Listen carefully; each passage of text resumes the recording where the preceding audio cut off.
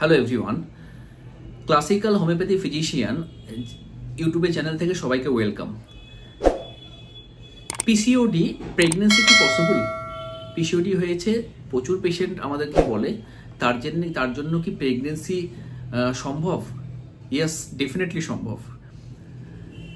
দেখুন, পিসিওডি যে সমস্যা আছে তার জন্য অবশ্যই ইনফার্টিলিটি হতে পারে, কিন্তু 80% ক্ষেত্রে বা 85% ক্ষেত্রে প্রেগনেন্সি ডেফিনেটলি পসিবল। 15% ক্ষেত্রে কিন্তু পসিবিলিটি হয় না, তার জন্য অনেক কিছু ফ্যাক্টর এর জন্য দায়ী থাকে, কিন্তু 80 থেকে 85% ক্ষেত্রে কিন্তু প্রেগনেন্সি ডেফিনেটলি পসিবল। আজকে যে ব্যাপারটা নিয়ে যে টপিকটা আলোচনা করতে চাইছি, পিসিওডি হয়েছে কিন্তু তার জন্য প্রেগনেন্সি পসিবল আছে কিনা। দেখুন, তার আগে একটু জানতে হবে, প্রেগনেন্সির প্রসেসটা আগে জানতে হবে। প্রেগনেন্সি হওয়ার সময় কি কি জিনিস হয়, তাহলে নিশ্চয়ই আমরা বুঝতে পারবো পসিবল আছে কিনা। এবং আমরা টোটাল জিনিসটা নিয়ে একটু ছোট্ট ভিডিও আছে, একটু ডিসকাস করব। আমি doctor MDS Azam, consultant homeopathy physician, BHMS honours, medical officer, Kaliachak 3 rural হাসপাতাল। প্রেগনেন্সি ব্যাপারটা নিয়ে একটু জানি যে আমাদের প্রেগনেন্সি কখন হয়। তার আগে জানতে হবে প্রত্যেকটা মেয়ের একটা মেনস্ট্রুয়াল সাইকেল আছে এবং সেটা একটা এজের পরে 13 এজের পরে হয় এবং একটা নির্দিষ্ট এজ অবধি হয়। সেটা 45 কারো ক্ষেত্রে, কিংবা কারো ক্ষেত্রে 40, কিংবা কারো ক্ষেত্রে অনেক সময় 48 বা 50ও হতে পারে, যেটা মেনোপজ বলা হয়।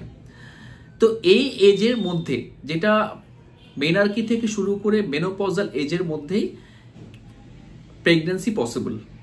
তারপরে প্রেগনেন্সি হয় না এবং তার আগেও প্রেগনেন্সি হবে না। তার কারণটা হচ্ছে, যদি পিরিয়ড বন্ধ হয়ে যায় তাহলে ফার্টিলাইজেশন বন্ধ হয়ে যাবে, এই জন্যই প্রেগনেন্সি পসিবল হতে পারে না। তাহলে প্রেগনেন্সি হতে গেলে আমাদের ফার্টিলাইজেশন অবশ্যই দরকার আছে, সেটাই কিন্তু তার জন্য প্রেগনেন্সি হয়। প্রত্যেকটা মেয়ের ক্ষেত্রে মেনস্ট্রুয়াল সাইকেলে 4টে ফেজ থাকে। কি ফেজ থাকে? একটা হচ্ছে ফার্স্ট ফেজ, যেটা হচ্ছে ফলিকুলার স্টেজ, দ্বিতীয় হচ্ছে ওভুলেশন স্টেজ, 3 নম্বর হচ্ছে লিউটিয়াল স্টেজ এবং 4 নম্বর হচ্ছে মেনস্ট্রুয়াল স্টেজ। ফলিকুলার স্টেজটা কি? মাসিক যেই শেষ হলো তারপর থেকে শুরু করে 4 থেকে 5 দিনের পর থেকে শুরু করে আপ টু ওভুলেশন ফেজ অবধি। ওভুলেশন ফেজটাতে কখন হয়? ঠিক 14 থেকে 15 দিনের মাথায়, মাসিক শেষ হওয়ার 14 থেকে 15 দিন, মানে টোটাল 18 থেকে 19 দিনের মাথায় আমরা পড়বে, সেই ফেজটাকে ওভুলেশন ফেজ বলা হয়। এবং সেই ফেজটার পরে লিউটিয়াল ফেজ আসবে। ওভুলেশন ফেজটা কি কখন বলবো আমরা? যে মাসিক শেষ হওয়ার পর থেকে কাউন্ট করে 14 দিন পরে যে ফেজটা আসবে সেটা ওভুলেশন ফেজ। তারপরে লিউটিয়াল ফেজ স্টার্ট হবে। 28 এর পরে লিউটিয়াল ফেজ শেষ করে মেনস্ট্রুয়াল ফেজ স্টার্ট হবে। এটা হচ্ছে টোটাল 4টে ফেজ, প্রত্যেকটা মেয়ের ক্ষেত্রে নর্মাল এটা হয়। ফলিকুলার ফেজে এফএসএইচ একটা হরমোন, যেটা ফলিকুলার স্টিমুলেটিং হরমোন, ওই ফেজে আসে বলে এটা নামটা ফলিকুলার ফেজ বলা হয়েছে। ওই হরমোনটা যখন বেরোয় তখন ওই হরমোনটাতে গিয়ে প্রত্যেকটা মেয়ের ডিম্বাশয়ে ইস্ট্রোজেন হরমোনটাকে স্টিমুলেট করে কিন্তু বার করে, ফলিকুল একটা ডমিনেন্ট ফলিকুলকে ডমিনেন্ট করে একটা, এবং সেটাকে ইস্ট্রোজেন বার করতে হেল্প করে, এটার জন্য ফার্টিলাইজেশন করে। তারপরে ফলিকুলার স্টেজের পরে ফেজটাকে ওভুলেশন ফেজ বলা হয়, যে ফেজটাতে ওভুলেশন হয়। ওভুলেশন বলতে ওই ফেজের মধ্যেই যদি স্বামী স্ত্রী মেলামেশা করে তখনই কিন্তু প্রেগনেন্সি পসিবল হয়। তার কারণটা হচ্ছে, ওই ফেজেই প্রত্যেকটা মেয়ের ডিম্বাশয় থেকে ডিম্বাণু বেরোয় এবং স্পার্ম গিয়ে ডিম্বাশয়ের সঙ্গে ডিম্বাণু কানেক্ট হয়ে সেটা ফার্টিলাইজেশন হয় এবং তারপরে ফার্টিলাইজেশনের পরে কিন্তু কনসিভ করে প্রেগনেন্সি হয়। এটা হচ্ছে normal physiological process of pregnancy. এবার প্রেগনেন্সি কেন হয় না, তার কিছু কারণ আছে এবং সেটা ডিটেলস একটু বলবো। পিসিওডি বা পিসিওএস বা ওভারিয়ান সিস্ট বা ফাংশনাল সিস্ট যাই হোক না কেন, আমরা এর আগে ডিটেলস ভিডিওটা আলোচনা করেছি। আমার ডেসক্রিপশনে লিঙ্ক আমি দিয়ে দেবো, আপনারা নিশ্চয়ই ওখানে যারা দেখে থাকেননি অবশ্যই বুঝতে পারবেন পিসিওডি এবং পিসিওএস সম্বন্ধে। পিসিওডির সময় কি হয়? পিসিওডির সময় যেটা মেন সমস্যা হয় কি, ওই সময়টা ইনসুলিন রেজিস্ট্যান্স হয়, দুটো ওভারিটা পুরো ব্লক থাকে। তার জন্য অ্যান্ড্রোজেন একটা হরমোন সিক্রেশন হয়, যেটাকে টেস্টোস্টেরন এখান থেকে হয়। তার জন্য মেল প্যাটার্ন কিছু তৈরি হয়, ছেলে প্যাটার্ন কিছু স্টার্ট হয়। তার সাথে সাথে কি হয়? তার সাথে সাথে ওয়েট গেইন হয়, ওয়েট বাড়তে শুরু করে। এতে কিছু প্রবলেম স্টার্ট হয়, ডায়াবেটিক হতে পারে পেশেন্টের, কার্ডিয়াক প্রবলেমও হতে পারে। এবার তার জন্য আমরা এর আগের ভিডিওতে আলোচনা করেছি যে পিসিওডি যেন না হয় তার জন্য আমাদের টোটাল কিছু খাবার আছে, যে খাবারগুলো আমাদের নিষেধ থাকতে হবে, এবং কিছু ফুড আছে, আবার কিছু ফুড আছে যেগুলো আমরা খেতে বলবো। প্রিভিয়াস ভিডিওতে আমরা আলোচনা করেছি, আপনারা ডেসক্রিপশন লিঙ্কে আমি দিয়ে দেবো, আপনারা গেলে আরো ভালো বুঝতে পারবেন। এবার প্রশ্ন যেটা হচ্ছে যে পিসিওডি টাইমে প্রেগন্যান্সি কতটা পসিবল আছে। প্রথম কথা হচ্ছে আমাদের সমাজের মধ্যে এখন ম্যাক্সিমাম দেখা গেছে যে 10টা মহিলার মধ্যে বা 10টা যারা অ্যাডোলেসেন্স গার্ল আমাদের কাছে দেখাতে আসছে তার মধ্যে 60 থেকে 70% গার্ল কিন্তু পিসিওডিতে আছে। এতে কিন্তু ম্যাক্সিমাম ক্ষেত্রে আমরা কি করি, এখন সোশ্যাল মিডিয়ার যুগ, অ্যান্ড আমরা গিয়ে গুগলে গিয়ে ফট করে সার্চ করছি বা ইউটিউবে দেখে নিচ্ছি যে পিসিওডি হলে কি প্রবলেম হয়।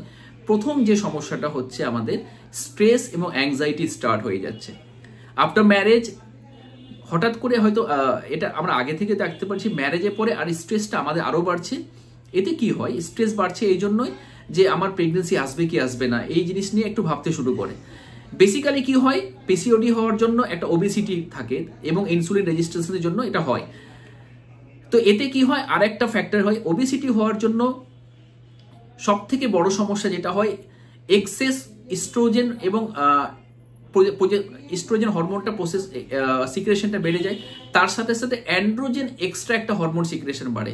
এতে ওই জন্যই কি হয়, এই জন্য সব থেকে ইম্পর্টেন্ট ফ্যাক্টর ওবেসিটি, তার জন্য আমাদের ফার্টিলাইজেশনে প্রবলেম করে, তার সাথে ওভা যেটা বেরোয় সেটাকে অনেক সময় প্রবলেম ক্রিয়েট করে। এই জন্য একটা মেজর ফ্যাক্টর ওবেসিটি পিসিওডির সময় ইম্পর্টেন্ট ফ্যাক্টর ফর প্রেগনেন্সি না আসার জন্য, এটা 1 নম্বর কারণ।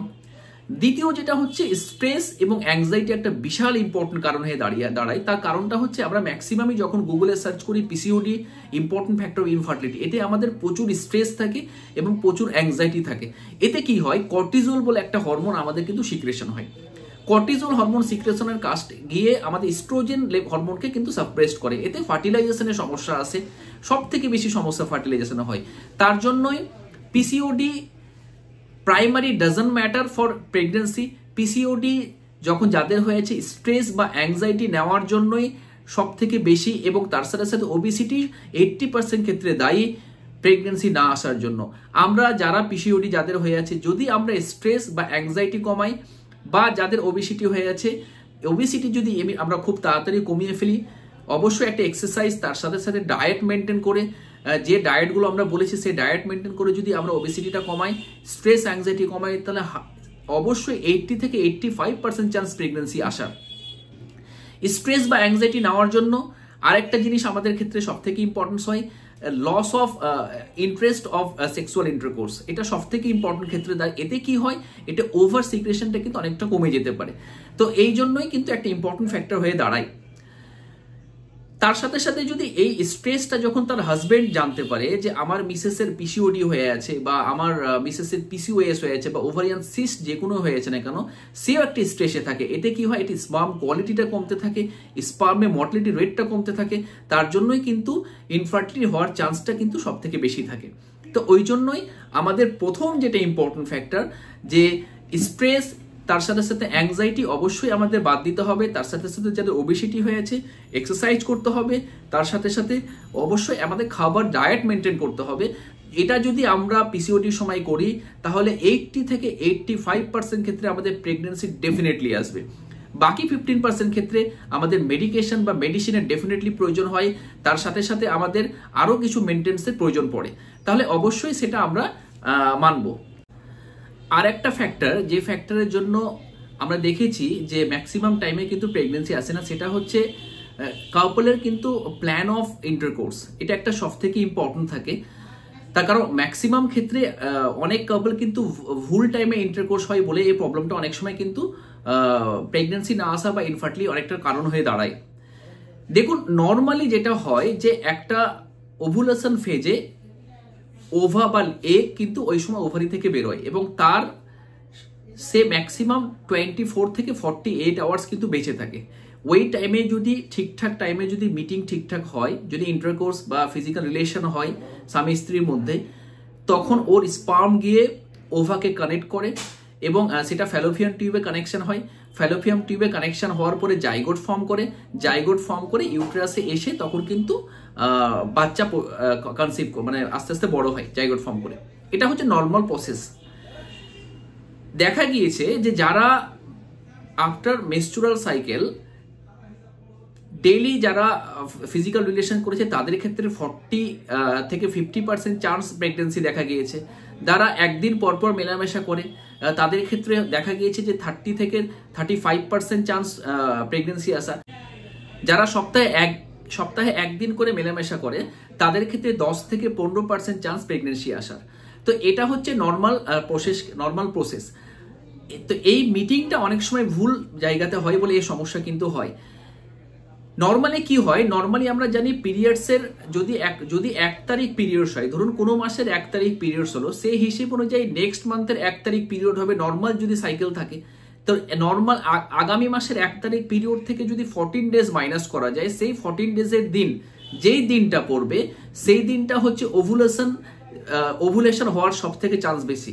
কিন্তু মেডিকেল সায়েন্সে তার আগে পরেও হতে পারে, তার জন্য +- 3 ডেজ করা হয়, 3 দিন প্লাস এবং 3 দিন মাইনাস। এই কয়েকদিনের মধ্যে যদি মেলামেশা করা হয় তাহলে 80 থেকে 90% চান্স কিন্তু প্রেগনেন্সি আসার। তো আমরা ওই জন্যই বলবো যে ম্যাক্সিমাম টাইমে কিন্তু এটা মিস হয়। ওই জন্য অন্তত 3 থেকে 4 মাস তো নয়, অন্তত মিনিমাম 1 বছর কিন্তু চেষ্টা করতে হবে।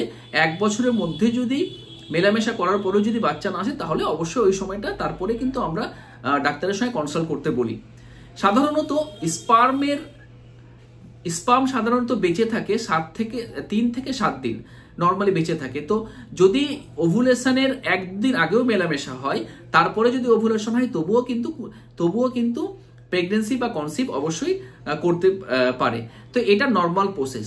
তো একটা কথাই বলবো যে পিসিওডির বা পিসিওএস বা যে সিস্টি থাকুক না কেন, সমস্ত প্রবলেমের জন্য কিন্তু প্রেগনেন্সি আসতে পারে। প্রেগনেন্সি 80 থেকে 85% ক্ষেত্রে আসতে পারে।